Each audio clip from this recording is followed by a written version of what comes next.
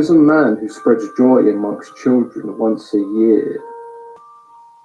They lay awake in eager anticipation of his arrival. What presents does he bring with him on this evening? The cookies have been baked and the milk has been poured, but as the shadowy figure approaches, their excitement and joy turns into fear and despair. For this man is not Saint Nicholas, or Santa Claus, or even Father Christmas. This man is no man at all. This is Krampus, the shadow of Christmas, and tonight there will be no presents received.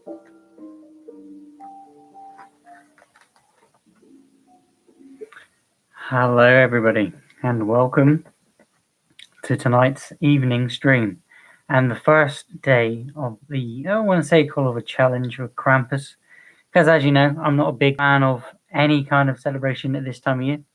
Won't really go into details, but that's my phone going, shut up. We've got another story we're going to listen to, but again, it is not the shadow, as you heard, of Santa Claus coming down the chimney. It is the story of Krampus. But I'm also going to be drawing a picture of, say, Krampus, but I don't want to just do one picture. I kind of want to make this not a 30-day challenge like I did for Inktober. I want to make it like more, I don't know, a weekly, a daily thing up for about 2 weeks up until the project, because I'm also going to be doing what I sketch here. I would be sketching here live, so you get all the fruity information that what I'm thinking about as I'm drawing it. But when I come around to like the second day, then you'll get another sketch for the next bit of the story, and then so on sketch for the next day. Because what I'll do after I'm not live, because what I will be going live at my normal time for daytime, between I would say about 12 and maybe 12 until about 3, depending. That's generally when hours that I'll be doing live streams when I do my sketching and drawing, as you know, because I've done and finished the Mind Flare challenge. If you didn't check out that original story or that very original challenge, that is your very first image that I drew. I won't flash that because I want you to go and check that one out. But the VR challenge, VR, and we made it in the polymer clay. I will try and do something maybe Christmassy or something along the lines of Krampusy for this season. I don't want to be completely anti. So we'll be making something out of polymer clay, or should I say female clay itself. I was doodling with my just what I'd left over from the Mind Flare challenge. Again, if you didn't check that one out, there is loads of videos in the creation station. But polymer clay will be made something later on in the year, because last year I did how to make yourself some Spider-Man balls. Well, it was bubbles for your tree. Get some old red bubbles and things like that, and things you wanted to sort of paint them and then put them on trees. So I showed you how I made my from last year. Like I said, I'm not completely anti. I just, this time of year kind of bums me out like some other people. But anyway, back to the story, and that's drawing. I'm going to get the first sketch done today, second sketch tomorrow, but I will be editing and inking them with my PS4, the same way I've edited the version of the VR that you saw. It's got a really good editor in there. It's got music in and things like that. Things I can't do on PC, which I'm coming off you live because my PC sucks. Just a caution for people who may tune in, because we're now 4 minutes in. I'm most aware, because it's an evening one, I may come up with unsavory things that people may find offense to, but there also may be things that I'll play in the background for music that guys and girls may not find very good for their ears, or young people. So there's your warning. Don't be offended for what I listen to, what I say, because I am going to vent. No, I'm going to create this story, and this is, again, I've got a little story in mind. I will go through the story as I go through the story, because I'm going to go through about 3 pages, 3 sketches and 3 drawings for you guys. If I think that you guys want to tune in and see me ink it, I don't know yet. But let me know in the comment section if you want to see the edited version of inking, or do you want to see it live as always. But basically, I'm copying over the same thing. The sketch isn't going to be hugely detailed because I'm going to be trying to use my inking that I learned from Inktober and things like that. If you're new, I haven't even introduced myself. My name's Krampus. Welcome to my Krampusy Christmas stream, aka Bloot04.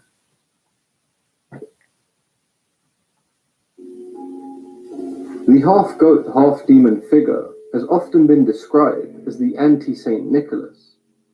But in some countries, it is believed that Krampus accompanies Saint Nicholas during Christmas, punishing those children who have misbehaved, in contrast to Saint Nicholas, who rewards the well-behaved children.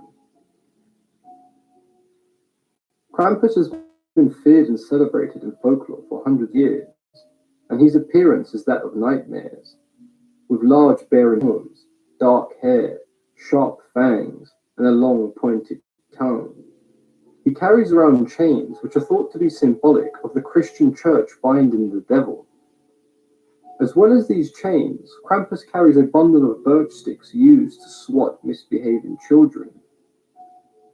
St. Nicholas would reward the well-behaved children with gifts and presents, and he would leave the misbehaving children with a lump of coal. This would signal to Krampus which children were to be whipped and beaten. On occasion, Krampus would throw misbehaving children into his sack or basket and take them down to his lair in the underworld. The depictions and stories of Krampus do distinctly vary, and there is no definitive version considered to be correct. In some illustrations, he is more monster than man, and in others he appears as half man, half demon. Unlike Saint Nicholas, the origins of Krampus appear to be a little bit more unclear. The earliest tales of Krampus do appear to have originated from the Austrian Alps in Germany, perhaps even predating Christianity. The word Krampus is derived from the German Krampen, meaning claw, and we do see Krampus share characteristics of other demonic creatures from other cultures, such as fauns and satyrs from Greek mythology. In Norse mythology, Krampus is believed to be the son of Hel, the daughter of Loki, and keeper of the underworld.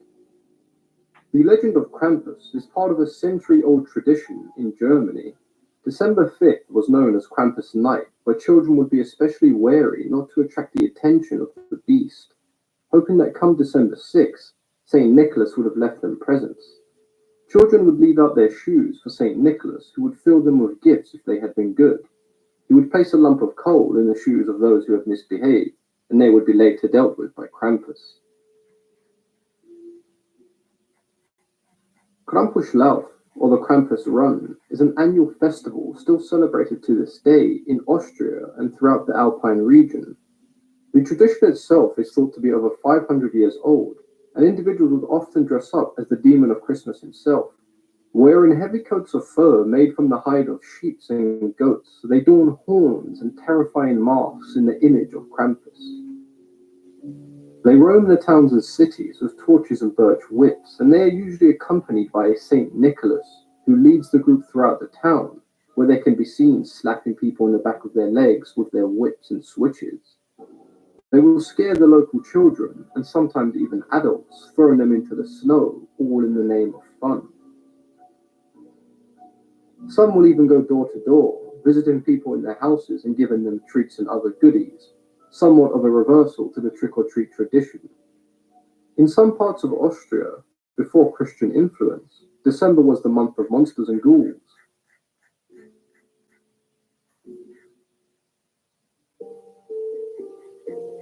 At first glance, Krampus seems to play the role of the Christmas villain, but he represents far more than just an evil entity. Krampus is seen to be the counterpart to St. Nicholas. With good comes bad, with light comes dark. Krampus was often referred to as the shadow of St. Nicholas. There are those who still see Krampus as a symbol of the devil, but in modern day, despite still being feared, Krampus has become somewhat of a symbol of celebration in many cultures. I've personally never seen Krampus as a force of true evil. To me, Krampus symbolizes the need for our moral compass to be balanced. There must be rewards and consequences for the actions we take. If receiving no presents from Santa Claus is not enough to dissuade the bad behavior of children, then surely a visit from Krampus will. If you've enjoyed this video, then please consider leaving a thumbs up as it helps promote video These and guys allows the channel to are grow. called If there's anything you'd like to discuss or have any ideas for Mythology future videos, and then please Fiction let me know in the Explained. comments Go and section. check them out, guys. As always, I've been your host, Mythology and Fiction Explained. There you go. Yeah, I rip people off. Deal with it. I try not to use too much copyright music, but the stories, where else am I going to find them? That's what we got right. Everything wrong with Krampus. Let's have a look. Listen to this. 'Cause I really can't get this picture yet, but it's there. I want to make him real, like. Comcast isn't freezing to death in this Gruff. neighborhood. This guy decides to retrieve this box using this janky-ass ladder just as the store opens on what I assume is Black Friday. Where was this cartoonishly butch security when the store opened and that Mucho Mark greeter was trampled? People fighting over Christmas decorations on Black Friday instead of Puppet, Mighty Morphin Power Rangers, Furby, or other toys that will prove how old I am. Suddenly, everyone is calm and orderly in the checkout line. Maybe they saw those other people get tasered for no reason and realized the security guards at Mucho Mark mean business. Why the f*** is a kid nativity play happening in this store? Did the local elementary school burn down? Or did the director convince them to have it here because it made the transition easier? This guy clearly has a mild case of super strength if he's able to carry that television under one arm. And that concludes our delightfully out-of-context slow-mo nightmare holiday montage. Even though Grandma knows the Krampus rules, she is still presumably suspicious every Christmas, despite no one summoning him. He even told the first graders that Santa was just a cheap marketing ploy, and then they just sell Pepsi. Coke. Kid who cannot discern the difference between Coke and Pepsi, even though Coke is delicious and Pepsi is garbage. Was drop kicking him into the manger really the best way to handle this? There's no way that kid drop-kicked that other kid into any kind of manger, unless his parents allowed the fighting to go on well past the manger part, and we missed that. After what you pulled, you can do that alone. How about you just start a fight in the middle of a play? You can't do that at all? Go to your room? Jesus, this couple is completely forgotten how to parent. Bist du fertig damit? I started with. Is this Star Wars? Does this family speak in perfect German to English translation? Do they have a babblefish in their ears? Last year, I found in my bed, Mom. Human to the last time. That was their dog. Mom somehow believes that her sister's English bulldog takes human side. Mom is just now noticing that Santa is looking at her daughter's ass instead of when she put the picture in a frame, or when she got the picture the first time, or when she was shown the proof. She had plenty of opportunities before now to look at her own family photo, is what I'm saying. Howard's Hummer shakes the whole house because he's obnoxious. Just want to make sure you understand that. This guy isn't Randy Quaid in this scene. They're just a little cranky because the Steelers lost. Tell your Sweet Aunt Sarah package, about the seeing the presidential seconds, guys. fitness award. Rudy uses the previous 5 seconds of dialogue to beat me over the head with how butch Linda and Howard's daughters are. So, would you ask Santa for this year? Toy car? Video games? Phone? Analysis? Either Beth thinks that Howie Jr.'s mental challenges are the result of failing kidneys, or she doesn't know what dialysis is. Gross fat kid drinking soda straight from a 2-liter bottle and then immediately burping cliche. I was in training mostly. What were you training for? Said Eagle Scouts. For some reason, Howard and company are acting like being an Eagle Scout is something to laugh about. But becoming an Eagle Scout is pretty hard, right? I wouldn't know because I'm a lazy asshole, but I assume it would require a lot of discipline and hard work. And a gun-toting survivalist type like Howard would find it respectable. What are you now? A Jew? That's actually racist. So to survive, he had to slaughter and eat his reindeer, including Rudolph. 8 tiny reindeer. Get it? Yeah, but if you also ate Rudolph, that makes 9, so your pun basically falls apart. This kid hates Christmas spoiler talk as much as Marty McFly hates being called a chicken in the Back to the Future sequels. It's a very curious button that sets him off. Max's letter starts to get awkward for the grown-ups, yet no one gets up to stop Stevie from continuing to read.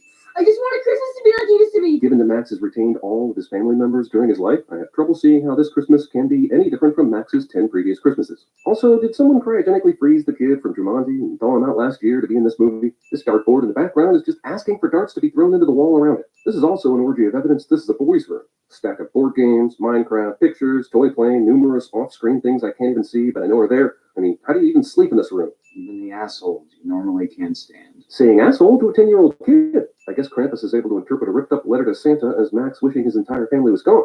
Kevin McAllister actually said out loud he wished his family would disappear, and the worst thing that happened to him was Joe Pesci showed up. Krampus rides in on the same cloud that the rhinoceros from James and the Giant Peach used to eat James's parents. Blackout waits to shut down this one house's power last, because that's how electricity works when you accidentally summon the Christmas demon. We find out later that the snowmen that appear represent people Krampus has taken to the underworld or whatever. The snowman must indicate his first victim was Abraham Lincoln. The Turners are in Hawaii. The Lamberts are in Florida. And the Cartwrights stopped talking to us after Max's noodle incident. How convenient for the impending evil Christmas demon. All of the neighbors are out of town except for the ones they don't talk to, causing them to be completely isolated. Hey, these two? Not mine. Must be from the boys in brown. I can't talk like a normal person and say UPS because this is a half-assed DHL product placement. And look how much better we are than them. While they successfully brought packages to your door, they did not personally greet you. So stick it UP your ass, UPS. Then can I walk over and check on him? I could see if anyone else has power on the way. She'll be fine. Based on Beth's conversation with her boyfriend from earlier, her parents wouldn't allow her to leave the house when there was no blizzard. Now, when an extremely large blizzard had taken out all power, the phone lines, and cell phone communication, she'll be fine. I know teenage horniness is a powerful thing, but I can't imagine it being powerful enough to inspire a teenage girl to go out into a blizzard with wind chills powerful enough to give you frostbite. Apparently, Krampus went to the same fright school as that naked dude from It Follows did. That's what you get for being deliver racist. Also, Krampus doesn't ever actually kill anyone. He just takes them to hell. So my question is, why did this guy get to stay in his van when all the other Krampus victims that we soon see get carted off to the underworld? Feeling like you're safe again when you actually aren't, cliche.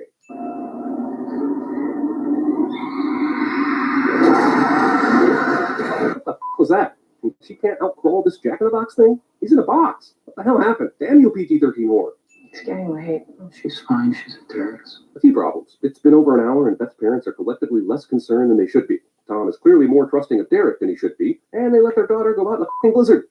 Do you think your Hummer could get through this mess? This asshole Howard has been complaining the whole movie that Tom and Sarah are rich and are assholes because of it, but he owns a f***ing Hummer. Let him out of your sight for 1 second and boom, shotgun wedding. Shotgun wedding? I thought she was going to say freeze to death in a blizzard. The glass is punched in. Then I guess Krampus broke through the windshield and disintegrated him, because the glass wouldn't be that tucked in if Krampus pulled him out through the windshield. Never used to fight over who got to blazer. Remember when movies built expositional dialogue into dialogue that simultaneously moved the plot forward instead of just lazily throwing in some lines about the past?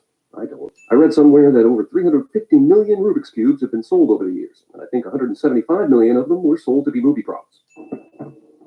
Probably just squirrels. In this weather. Well, if they're hearing sounds directly above them, then the squirrels probably just found their way inside to keep warm. You know, since there's a second floor and an attic between them and the roof right now, making it impossible to actually hear anything happening on the roof at that volume. See? Squirrels. Sarah says this instead of, what the actual was that? Probably playing with their nuts. Omi decides that she's going to sacrifice her own face to see what's going on inside the chimney. I guess because Derek's family didn't have a German grandma, they got abducted by Krampus in record time.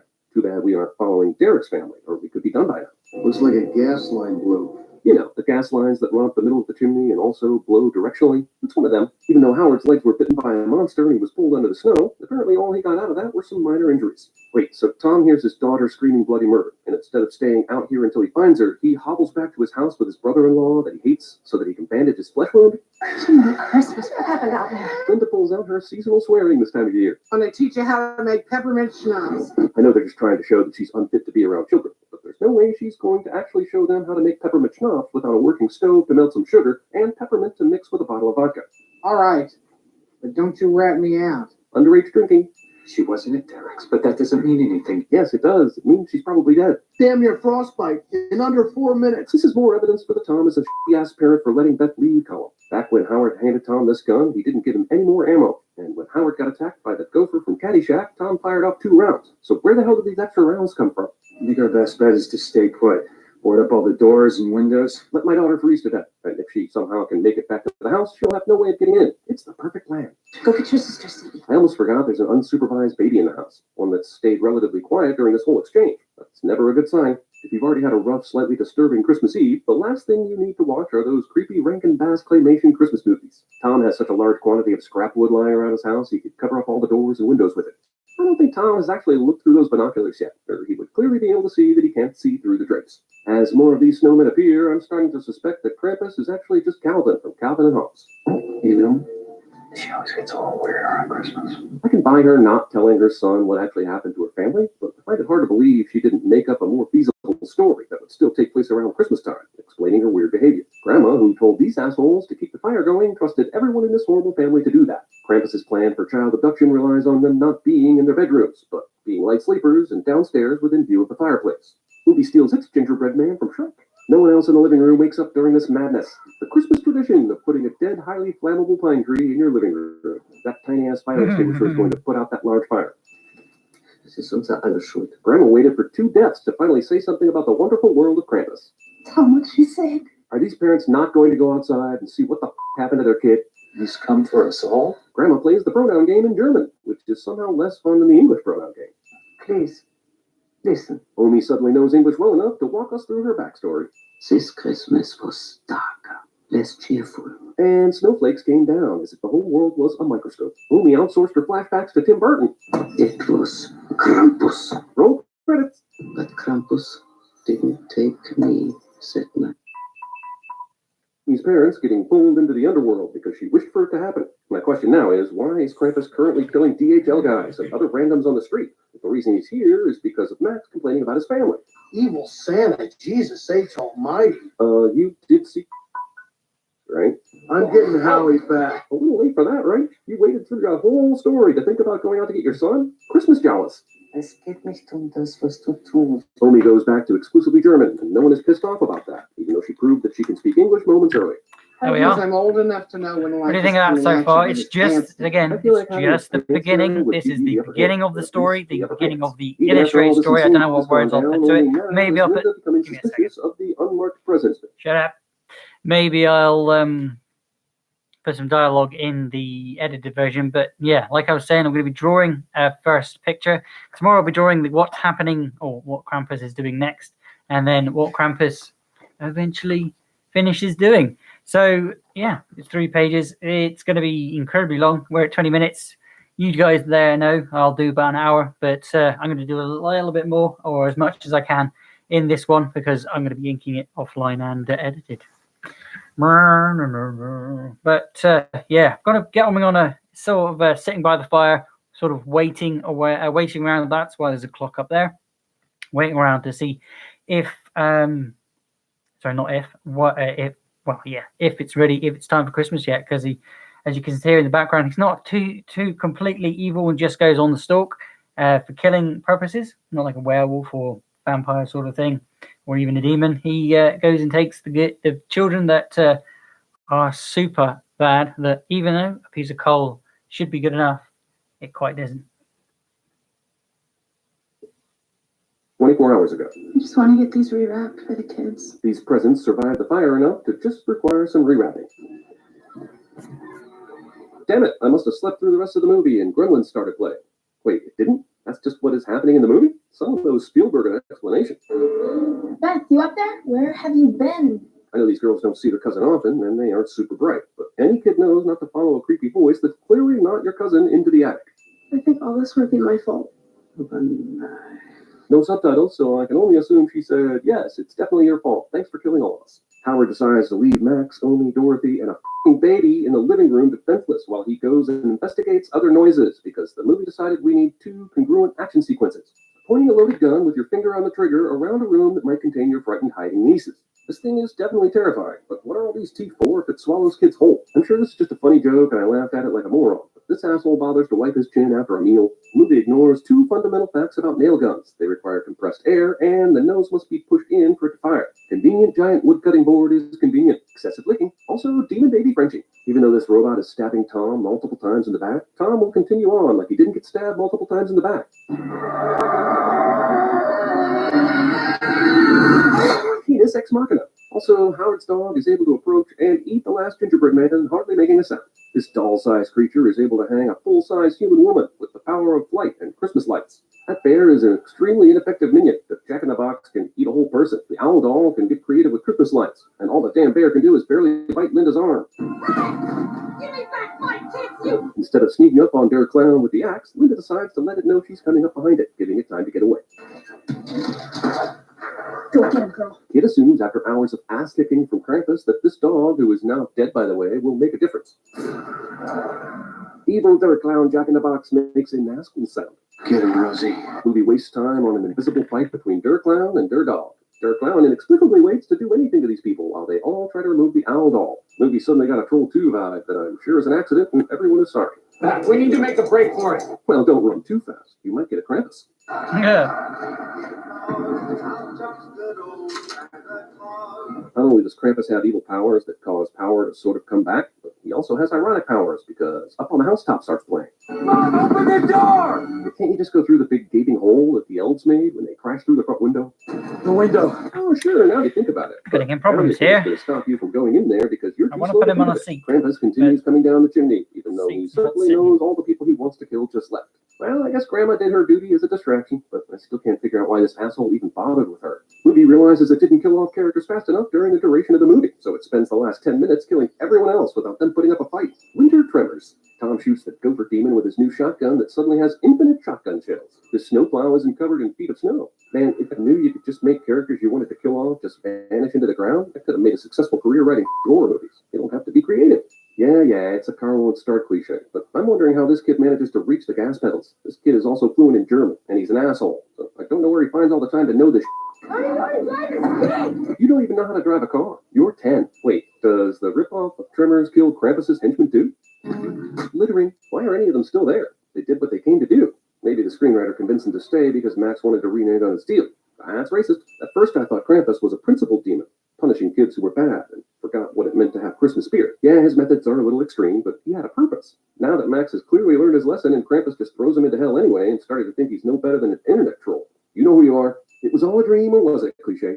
They all seem pretty bummed, but if my version of hell was getting to spend a nice Christmas morning with my family inside of a snow globe, I'd probably take it. Gotta hand it to this movie for an ending that makes you think it was all a dream, then pulls back and makes you realize it's not only real, but it's got a pretty poetic kind of ending. They're all just in that snow globe forever and ever. I like that ending. It's not happy. Gotta say, though, this is a lot of missing people happening around Christmas that no one ever asks questions about. Feels like Krampus would be more of a known evil entity if he's got so many families trapped in snow globes. All the creatures show up for one last lunge at the camera for some reason. I guess they see the unseen audience. But to Krampus, this has to be pretty unusual behavior to see his minions just lunge towards something for no reason.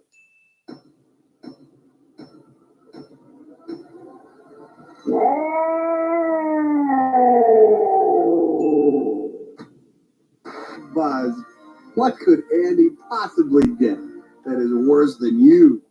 This is Halloween, and it's screaming the dead of night. As for Nicodemus, they must move your house to the lee of the storm. That's why you always leave a note.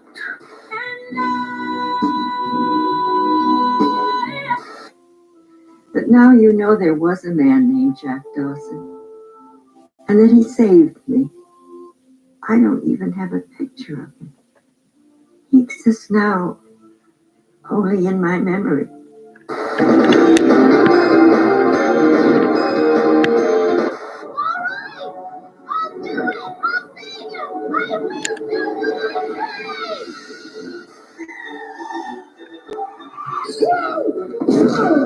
Oh, poor baby.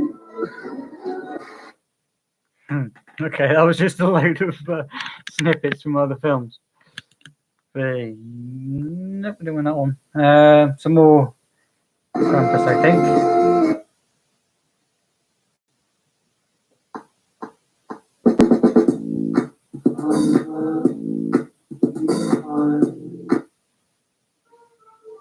Twas the night before Christmas, Mhm. and with his parents and siblings fast asleep in their Continuation of what we already beds, had. little Timmy decided to sneak downstairs and open his presents early. He was filled with excitement as he began to open everything. But when he finally got to his own present, Holy shit. Timmy was left looking down at a cold, hard lump of coal. The room went cold, and he could hear the rattling of chains behind him. This year there would be no visit from Santa. For those who misbehave will only be greeted by the shadow of Saint Nicholas, the demon of Christmas, Crampuse.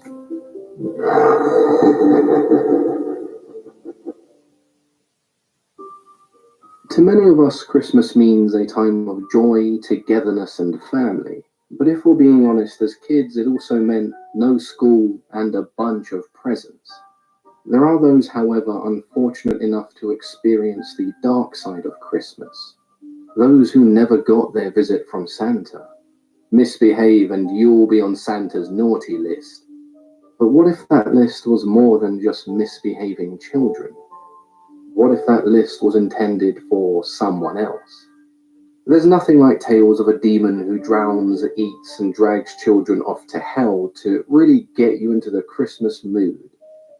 Jokes aside, Krampus is one of my personal favourites, and it's also a video that I've always wanted to come back to and improve upon. This camera's gritty as all hell today. Stories of Krampus have appeared throughout Central Europe as far back as pre-Christian Alpine tradition. This area covers a host of countries from Austria, Germany, and Switzerland to parts of France, northern Italy, the Czech Republic, and Slovenia. Modern tales depict him as the not-so-friendly companion of Saint Nicholas or Santa Claus, who punishes the poorly behaved while Saint Nicholas rewards those who It's all have I'm going been to get good. with the pencil drawing However, today. it may not have always been that way. When discussing Krampus, there are two distinct periods of time that give us entirely different stories.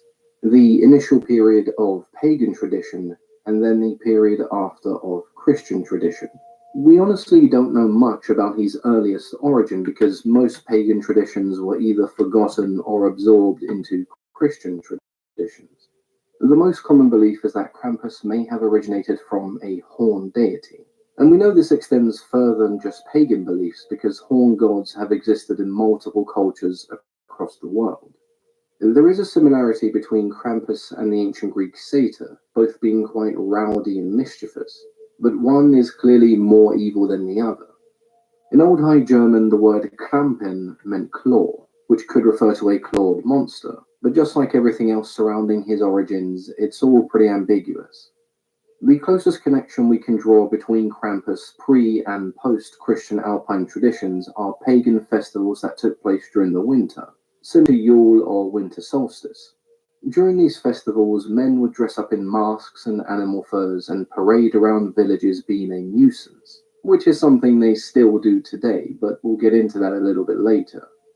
So far, there's not been much to suggest that Krampus ever had anything to do with Christmas or Santa Claus, other than appearing at a similar time in the year. In both Austria and Germany, it wasn't uncommon for individuals to wear a devilish mask and make a nuisance of themselves during holidays which honored Christian saints. This wasn't done as a tradition honoring Krampus, more so a pushback against the church, which had been phasing out these pagan beliefs and traditions. You can, however, make the argument that this would be the start of what we would see in the years that followed. If we go even further back, the closest thing we have to an origin for Krampus comes from a figure known in Austria as Perkta. She was mentioned very briefly by the brothers Grimm, and the best way I can describe her is as a combination of Santa Claus and Krampus. Rather than having the concept of good and evil shown by two separate entities, Perkta represented both the reward and the punishment. Around midwinter, during what we would refer to as the 12 Days of Christmas or the Feast of the Epiphany, she would visit the homes of children. If they were good, then they would find a silver coin in one of their shoes the next morning. Sounds a lot like St. Nicholas, right?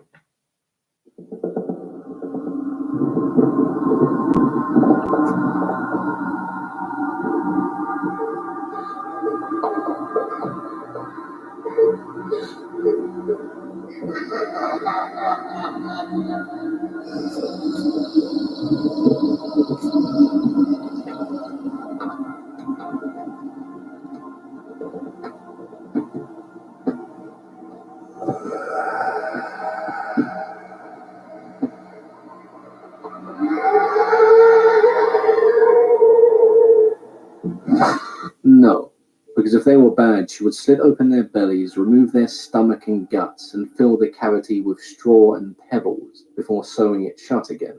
This also extended to anyone who ate anything other than meat, fish, or gruel during the day of her festival.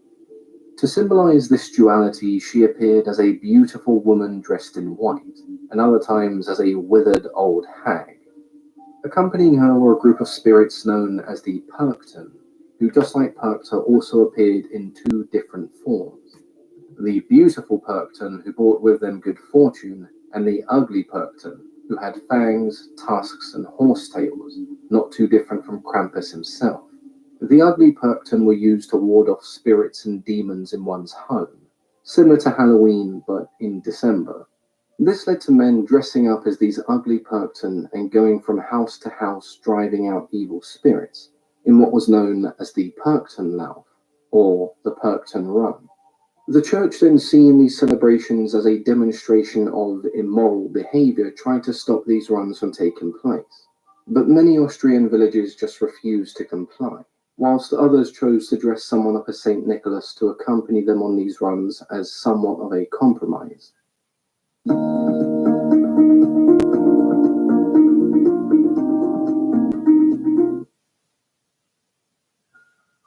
Around the 11th century, stories of St. Nicholas began to gain popularity, and this continued until the 16th century, where the form of Krampus that we know today really began to manifest. The church, still locked in a battle with the Austrian people over the Perkton, decided to just outright ban the Perktonlauf. Not willing to give up entirely, the people then created a new creature, similar to the Perkton in appearance but with a few key changes. This creature would now serve St. Nicholas, and would be known as Krampus, a hairy, horned and hooved demonic figure, with sharp fangs, long claws, and an even longer tongue. At this point in time, he wasn't considered the only one of his kind. The Krampus referred to a race of monsters that appeared during the Yule period. During this period, Christians would celebrate St. Nicholas. December 6 was known as St. Nicholas Day. Much like modern-day Christmas, St. Nicholas would deliver presents to those who had been good. Those who were not so good would get either a lump of coal or a twig. To the church, the idea of these Krampus figures was still a symbol of heathenism, and so they decided to assimilate this belief into their own. Krampus was then paired with St. Nicholas. One symbolized good, and the other evil. He would then become associated with the idea of the Christian devil. He was given chains to symbolize the binding of the devil by the church. He now carried around birch sticks that he would use to beat misbehaving children with. On his back, he had a basket or a sack that he would throw those naughty children in when dragging them off to hell. If you were extremely poorly behaved, you may even be drowned or eaten. The night before St. Nicholas Day now became Krampusnacht, meaning Krampus night. December 5th was the day this demon was allowed to roam the streets and villages. It was no longer St. Nicholas giving you a twig or a lump of coal. He was only concerned with the good children. The punishment of the rest fell to Krampus. It was fairly common for the church to integrate ideas and traditions from other cultures into their own when attempting to convert those from a different faith. And it does make sense. Just turning up on someone's doorstep and telling them to stop believing in what they do because they're going to hell normally elicits a negative reaction. Instead, showing them that there is a common ground in your beliefs is much more effective. In this case, it was more so the Austrian people who adapted their beliefs into something more palatable to the church. And so the story of St. Nicholas and Krampus is a good example of how a heathen belief was integrated, despite the major differences. The tradition of St. Nicholas Day went through quite a major shift as a result of this, going from St. Nicholas leaving you a twig if you were poorly behaved to being dragged off to hell by this giant demon goat monster. But if you were lucky, maybe you'd just be eaten or drowned in a lake. Quite the tonal shift. By the 16th century, stories of St. Nicholas began to be replaced. He now became Santa Claus, deriving from his Dutch name Sinterklaas, or Father Christmas if you live in the UK. Stories of Krampus remain largely the same, and December 5th was still considered a Krampus night in many countries. With Christmas being celebrated on the 25th, it's only natural to then want to move Krampus night to Christmas Eve for those outside of the Alpine region. And that's why you may see this in various stories and movies, despite these celebrations and festivals taking place in early December.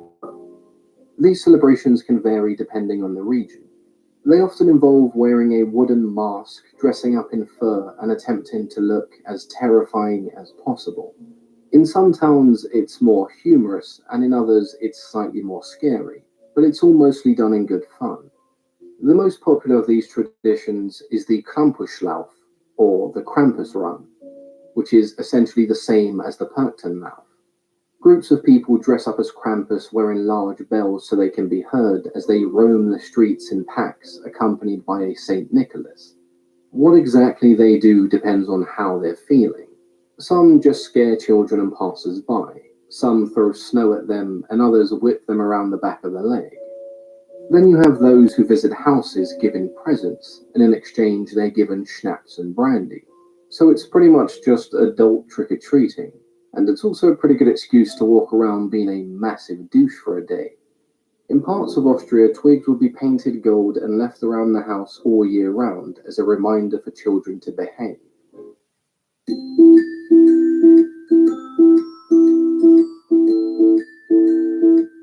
Wow, that's an annoying sound.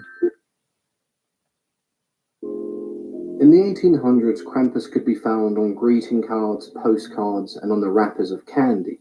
These depictions were rather odd and often quite distasteful.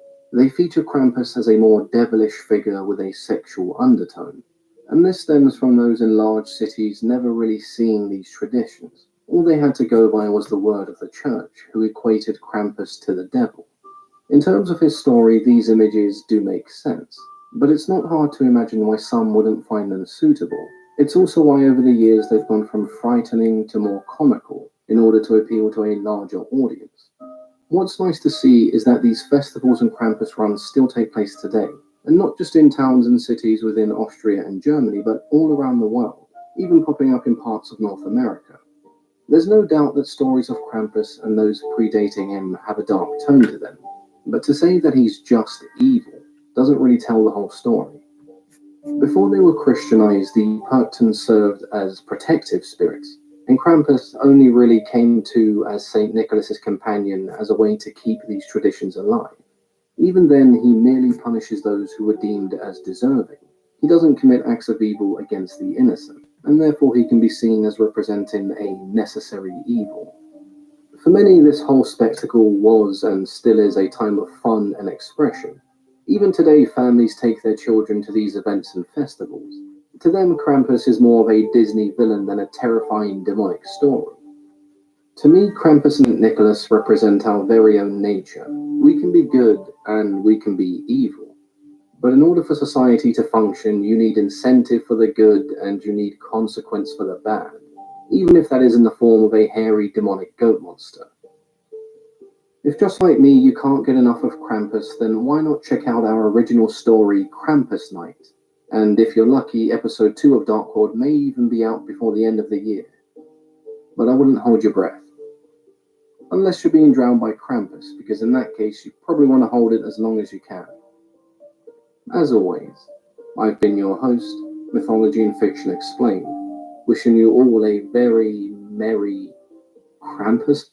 Do you want to grow your business online? With Merry Krampus, everybody! It's easy if you want to. Go advertisement, I don't know which to listen. Smite.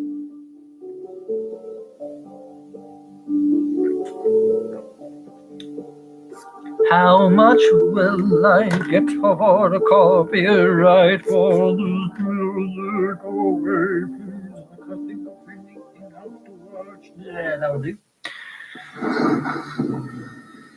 Hello, I'm Simon Whistler. You're watching the Today I Found Our YouTube channel, and in the video today, we're looking at Krampus, the Christmas demon. Santa Claus has long been the symbol of Christmas, bringing joy and presents to all the good girls. All the good girls, all the good boys. We got lots of good presents today. Today we're going to kill them all. We don't like them, so we're going to kill them. Kill them all. They all die. Not painfully. No. Straight down the hill. Listen, English. I know it. I must tell you something. Oh shit. Grandma's got to say something. It started with the wind. The wind was coming. It was not nice. It sounded all together. Much like this. It was almost Christmas. But this Christmas was darker, less cheerful. But I still believed in Santa, in magic, and miracles. and the hope that we could find joy again. But our village had given up on miracles and on each other. They had forgotten the spirit of Christmas, the sacrifice of giving. And my family was no different. I tried to help them to believe again, but we were no longer the loving family I remembered. They too had given up. And eventually, so did I. And for the first time, I didn't wish for a miracle. I wished for them to go away. I wish I would come to regret. And that night, in the darkness of a howling blizzard, I got my wish. I knew St. Nicholas was not coming this year. Instead, it was a much darker, more ancient spirit. The shadow of St. Nicholas. It was Crampuse.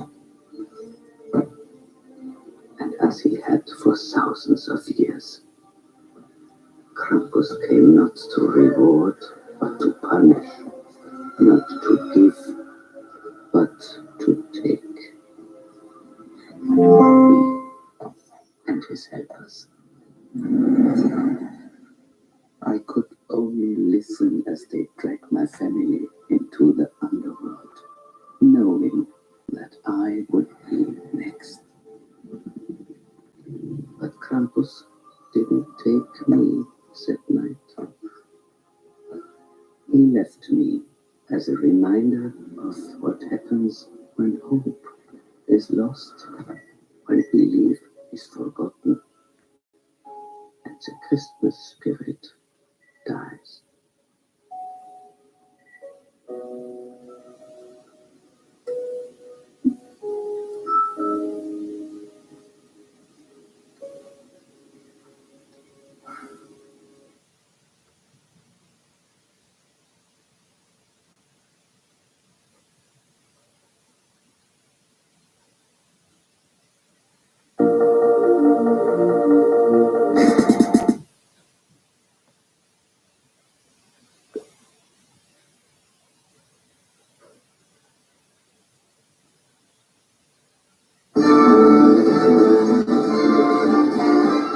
It's the most wonderful time of the year. No, it's a bloody advert for a bloody film. Go away.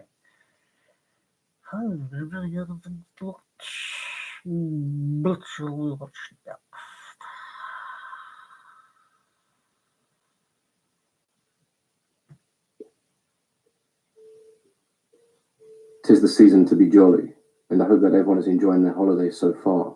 Today I'm excited to finally be bringing you episode 1 of our Dark World series.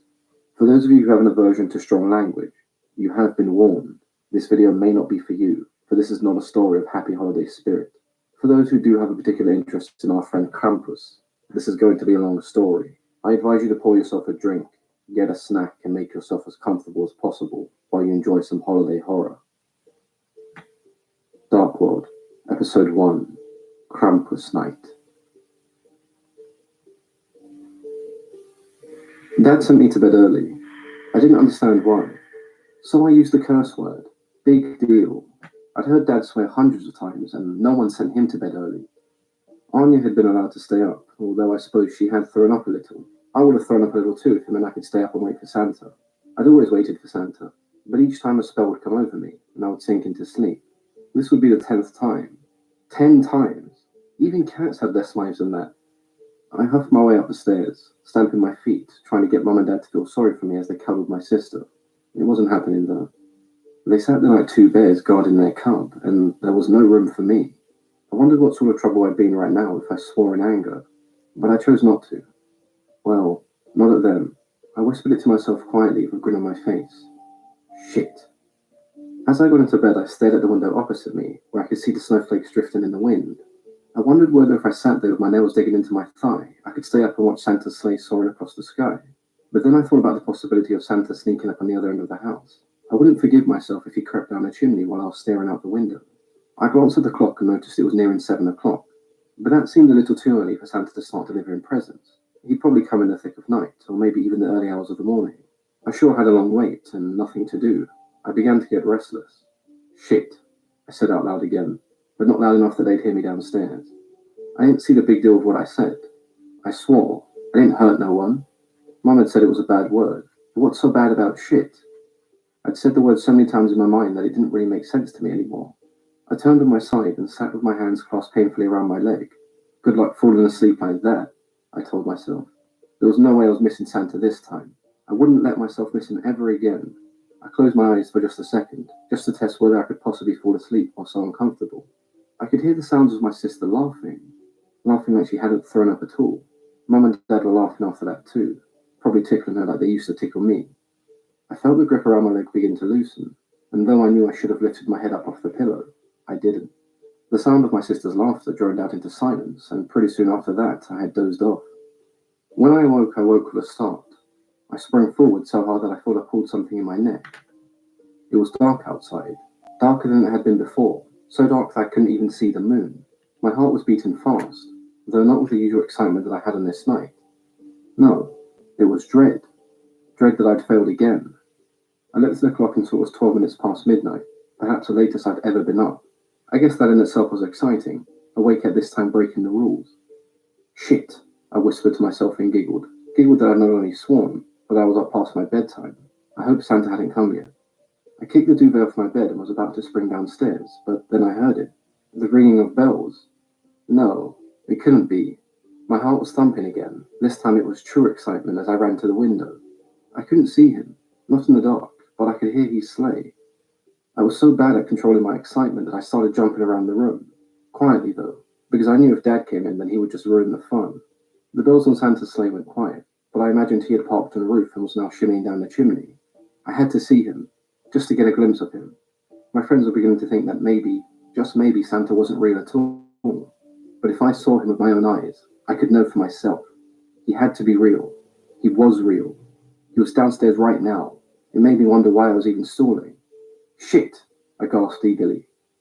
I carefully opened the door and rounded the corner, descending down the first set of steps, narrowly avoiding the creaky floorboard past my sister's room.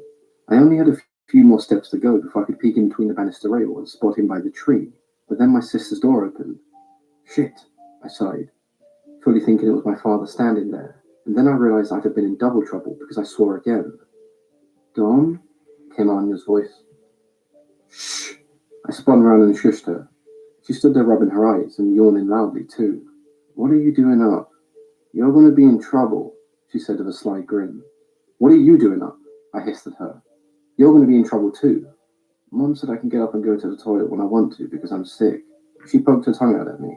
I would have pushed her over if I knew she'd fall in silence, but that was too risky. I just lifted my hand and gave her the middle finger. A boy at school had called it the bird, but I wasn't too sure what it meant. He'd gotten in trouble for using it. I thought maybe it might have hurt Anya in some way. What does that mean? She sneered at me. It means, and I looked at my finger uncertainly, it means something bad. Oh yeah? She did it back at me. Go back to bed. I turned away and continued creeping down the stairs. I'm going to tell Mum in the morning, she said with a yawn and then slithered back into her room.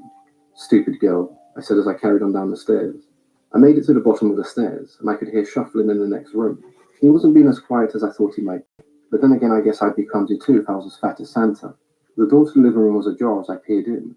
I could see our Christmas tree, all lit up with green and red decorations strewn about it. The lights around the branches flickered, and I could smell the festive aroma. Ah! I heard Santa bark as he tripped over something. Stubbed my fucking toe! I'd heard that word used before, but I didn't know what it meant. It sure sounded worse than shit, though. I thought about turning away, creeping back up to bed as I let Santa get on with it. But I had to see him, so why did I feel so scared all of a sudden?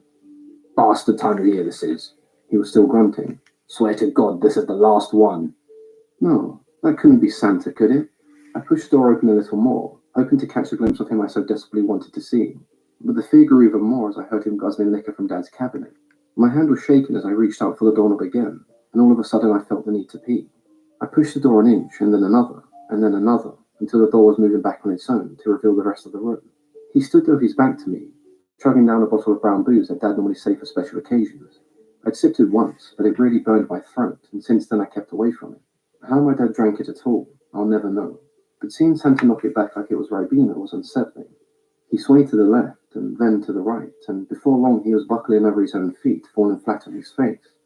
"Santa!" I gasped. He looked up immediately, and just for a moment I thought I saw that jolly red face that I used to seeing. But no.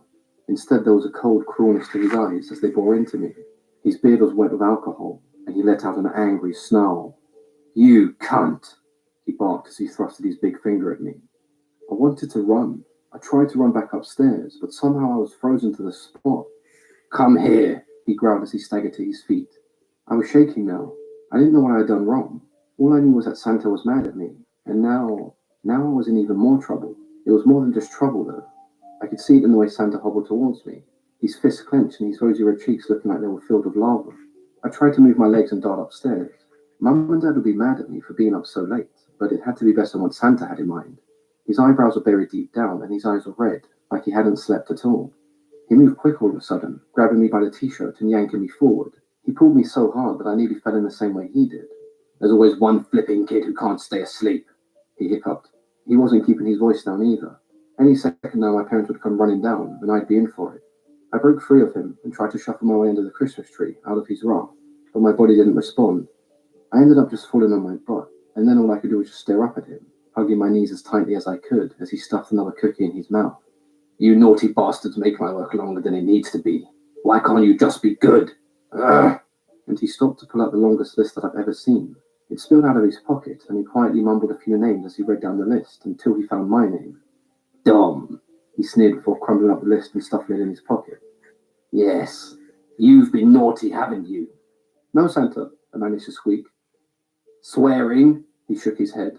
"Flipping off your sister, staying up late. These are terrible things for a child to do." "I'm sorry, Santa," I cried out, and I genuinely meant it too. I didn't mind being on the naughty list. In fact, I didn't mind not receiving presents at this point. I just didn't want my parents to know, and I didn't want Santa to be mad at me. "You're going to have to be punished, Dominic," he told me with the faintest sound of enjoyment in his otherwise gruff voice. "Punished?" I could barely get the words out. "Please don't tell my mum and dad." "Your mum and dad?" He choked with laughter. "Fuck that. I'm not letting your pussy parents deal with this punishment. I have a special friend for that." "Who?" I shuddered. Was one of the elves going to come out and beat me? "What took you so bloody long?" Santa said, but I realized he wasn't talking to me, and instead speaking at something that must have been right behind me. I looked behind me and saw something standing there. Well, I say standing, but it was hunched over, leering down at me like I was his prey. The skin around his face was wrinkled, sagging, and he had the thickest set of yellow-stained teeth.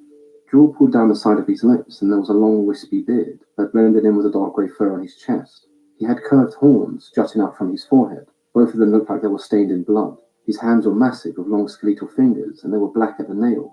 As he stood there breathing, I could hear the air being sucked out through his nose, though struggling, like there were blocks of bogies stuck up there. He had no eyes, just two dark voids where his eyes should have been, filled with crimson. Chains were hung around his wrists, tightly wrapped around his chest and hanging loosely around his hip. Each time he moved, he made a jingling sound eerily similar to Santa's sleigh, the same sound I heard upstairs. I screamed, or at least I thought I did, but there was no sound. Automatically I found myself crawling on my hands and knees as I tried to scarper under the tree, but the creature man thing was faster and clutched at my ankle with its giant hand. I shouted for my mum and dad as he yanked me out, but they didn't show up. Baubles from the Christmas tree came raining down around me, but still, they didn't come rushing downstairs to my rescue. I wondered if they'd be down here if it was Arnie being attacked. I tried to wrench my leg free, but before long there were golden sticks in the creature's hand, and it lifted them high above its head. "Get on with it," Santa slurred as he started to open another bottle, scratching at his crotch as he did. "Gonna need a piss in a minute." The sticks came down hard against my leg, not once, but at least a dozen times. The creature, or whatever it was, had a gruesome smile on its face, like it truly was happy causing me pain. I winced with every strike, frantically trying to free myself as he began to twist my ankle. Stop! I cried out. Please, I'll be good. I'll be good. And you won't swear anymore? Santa squatted nearby. He dropped some kind of pink-coloured pills and was having difficulty finding them, even though they were right in front of him. I swear, I promise, I won't, I begged, and I thought it was best not to mention that he spent the better part of our encounter with a potty mouth himself. They sure don't make LSD like they used to, he muttered to himself as he found purchase on the pills. Krampus, take him to the lair. I don't believe a single word out of this little bastard's mouth. No, I screamed. I didn't even know what the lair was, or even who Krampus was, but neither sounded good. Krampus, or whatever he was, pulled out a sack with one hand and began whipping it into the air until it unfolded. Then, with his other hand wrapped around my ankle, he lifted me up like I weighed nothing and tossed me into the bag. And then I was falling. Zealots, the whole pack of them. I would have spat over the railing, but I didn't think they deserved it. A dozen of them had gathered in the narrow streets below, frolicking in the snow like an unruly bunch of teenagers. You wouldn't have guessed that down there were grown men and women, each one of them donning dark fur around their shoulder, covering their entire body. If you looked back and forth real quick, you might have mistaken them for a bunch of wild animals rolling about in the snow. But sooner or later you'd see their gruesome costumes, most of them adorning horns and bloody fangs. I hated them, not because of the racket they were making down below, but because of how ignorant they were. Like I said, I would have spat over the railing, but I didn't want to waste it on them. One of them was rolling around in the snow, making some kind of snow angel, whilst another was jingling chains around his wrist. The others were skulking behind cars, sneaking up on people, who like me were either just too tired from a hard day's work to humour their stupid game, or who were simply just too mature. One of them jumped in front of an elderly man's face, and the elderly man shrieked, dropped his bags and started screaming at the top of his lungs. Not too far away from him, one of them struck a woman with a birch stick they were carrying, but she too didn't see the funny side to it, and started smacking him with her handbag. Idiot, I muttered, and watched as the smoke spilled out from my mouth, billowing into the air. Cass, Arno called from the next room. Is the Krampus still going on? What kind of stupid question was that? I clasped my hands around the lukewarm coffee mug that I still held, and leaned in closer over the balcony, contemplating whether it was worth forsaking the mug just to hit one of them. Of course it was still going on. It never flipping ended. December was infected with fiends like the ones below, dressing up as a monster that they had no right to. If only they knew the dangers of that thing, then... Well, I didn't know what. No one had ever believed me. Yeah, I'm watching them. I called back at Arno, my roommate, who I'm sure only spoke to me because he liked the sound of his own voice. Good. He stumbled out onto the balcony for a moment. How do I look? My head pulsed for a split second. The air had been sucked out of me. I didn't quite know where to look at first, but I was soon a slave to those shallow black holes it had for eyes. Its horns were just as I remembered, one of them crooked and broken, and the other drizzled in blood. I felt my hand twitching by my side, reaching for the nearest weapon, a plant in a pot. He was back. After all this time, he'd finally come back. I swore that I'd be ready for him, but there I was with my lukewarm coffee, one hand reaching for my heart to make sure it was still there, powerless. Cass? I thought I heard Arno as Krampus stood there in the doorway, his hands on his hips as his knees rocked back and forth in some strange-looking dance. It doesn't look that bad, does it? It took me a moment. You'll have to forgive me. If you knew what I'd seen, you'd know I needed that moment. I stood there blankly, like some stupid deer caught in the headlights of a car, too stunned to move and yet almost too aware of the impending danger. I had to force my jaw open, wrestling against my own lips until the words spilled out in anger. You asshole! I roared and lunged at him, snatching him by the throat and knocking that god-awful mask off his face, his scrawny and feeble face looking more panicked than I ever did. I told you in the ad when you first moved in here that I wanted no goddamn Krampus shit in this building. I spoke slowly, peppering each of my words with as much venom as I could. I wanted him to know my frustration, wanted him to know my pain, but it fell on deaf ears, much as it always did.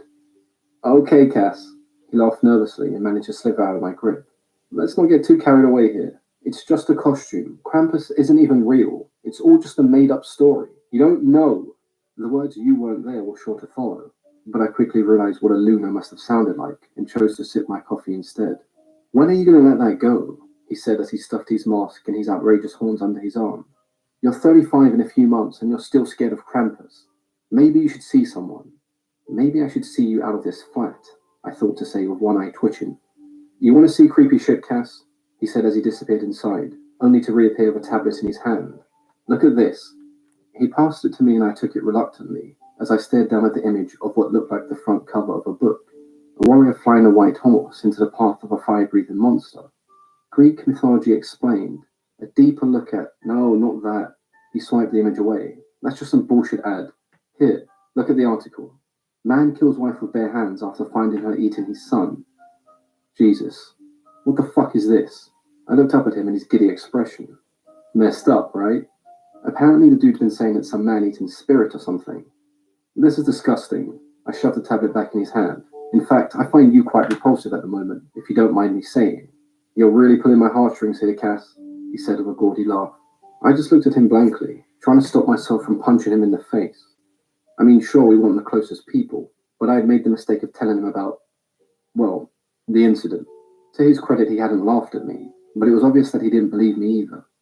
You wouldn't dress up as an axe-wielding psychopath if someone had been traumatized by a lumberjack, so why was it okay to dress up as that monster, knowing the effect it would have on me? I'm going to go enjoy the festivities, he said with a nod of his head. You sure you don't want to come? I glanced up at the sky and thought it was high time I got into bed. The sun would be rising soon, and I had no intention of facing it. You know, working at that club at these unsociable hours is going to have an effect on you, Arno said, though his voice was muffled by his mask as he hobbled back inside. You want to make sure that you're getting enough vitamin D. You know, I don't think I've ever seen you go out in the daytime. No wonder you're so pale. Go to hell, I muttered back at him as I poured the last few drops of my coffee over the railing. I'm already there, he called back as he hopped to the door with his giant claw-like feet. I wondered if it was worth making another coffee, given that I was going to lay in bed awake anyway, but I thought better of it. I waited until I saw Arno emerge outside in the street below, and watched as he joined the Crampuse, that wretched festival. Idiot, I muttered as I made my way to bed. I woke up with a start, half expecting to see my bedroom ceiling, instead of the sparkling dagger-like icicles hanging above me, threatening to fall. I let out a shriek, though I hadn't meant to. I sounded like a little girl. It was dark here, but a silver light spilled in through the cracks of the icy walls. Where am I wondered, as I scuttled back against a damp wall, my knees held tightly against my chest. I was freezing cold, and each time I let out a breath, grey smoke billowed out of my mouth like a chimney. I was shivering, my teeth clattering as I began to snivel at the nose. I wanted my mum. I would have taken my dad at this point. Wherever I was, it sure wasn't home. I thought back to Santa Claus, and there was a moment of elation as I remembered the Santa I thought I knew. But then that moment was ripped away, scrunched up like a ball of paper and set on fire. The Santa I'd seen, the real Santa, appeared in my mind all drunk and swearing. And worst of all, that was the only Santa that I'd ever remember from that point on. My trousers were damp, not from wetting myself, although that might still happen, but from the snow in which I sat. I wish I had a jacket, or maybe even a portable heater. I'd seen Mum use a blow-dryer, which I thought would come in really handy right about now. I sat there in my Jungle Book pajamas, getting colder and wetter by the second, my bare toes tingling as the cold air wrapped around them. Something echoed through the cabin. At least I thought it was a cabin. Looking to the right, I only saw a wall of blue ice, some of which was a little reflective, and I could see hundreds of tiny faces staring back. I looked like I wanted to cry, and to be honest, I felt like that too. I looked to the left, and the cabin extended further, along a floor of slippery ice hidden by a carpet of settled snow. And beyond that, there was just darkness, but pockets of light spilled in through the cracks in the ceiling here and there. Shit, I trembled. I wish I had never said the word, but there I was again. I thought back to the monster that had grabbed me, and felt a horribly icy chill swim through me. Santa had called him Crampuse, but I'd never heard any stories or songs about him. Mum and Dad surely would have said something, wouldn't they? He had to have been evil, had to have been like one of the monsters I'd seen under my bed, but they were nowhere near as ugly or gruesome. Besides, Dad always scared them away. Crampuse was bigger than Dad, even though he looked hunched over, and while Dad was strong, he'd never been able to lift me up by one leg and toss me into a sack like that. I still couldn't understand how I got here. One minute I was falling, and the next I woke up here. I supposed I wasn't going to find answers sitting around here waiting for a rescue, even though my gut told me to stay put. I slowly got to my feet and moved like a pigeon across the snow and further into the cabin. Perhaps there was an exit up ahead. Surely there had to be an exit, didn't there? My feet crunched in the snow, and for the first time in my life, I realized how important shoes were. Mum was always telling me to wear my slippers whenever I went outside, and now I know why. It was like stepping on spikes, the ice and the snow working together to stab at the back of my feet, cramping until they were redder than anything I've ever seen before. Something rocked the cabin then. It had me pinned to my spot, breath held tight as it washed over me. It sounded like laughter, and not just any laughter, an evil sort of laughter that came from deep within someone's throat. Someone or something. I thought I saw a shadow move across the wall of a hunched, horned figure, but when I shrieked backwards, I realized that it wasn't moving at all, just a rock, nothing more. The laughter still bounced off the walls, echoing throughout the cavern and back the way it came, until it droned out, quieting until eventually silent. I wanted to cry. In fact, no. I was crying. Tears rolled down my face, but I couldn't feel them. I think some of them may have frozen on my cheek. I wondered if my parents were going to come running out of the darkness to hold me and carry me home, and whether or not they even noticed I was gone at all. I bet if it was Anya, they'd have noticed straight away. Probably would have realized she was in danger long before she could have been brought to this place. It had me clenching my think fists as I we've thought hit that about it. hour, They laughed and no more. we're just going to Be pause brave, this. I told them. If you want to listen to the rest of that, they are mythical, mythology and fiction explained. That is a story that we'll be listening to because it's an hour long. So we've already hit the first hour of that story. We'll be listening to the rest of that story. Obviously, I'm not drawing the story that you see there. I've got my own in mind. I'm not too sure about the Krampus that I've drawn. I kind of want to do a little bit more to it.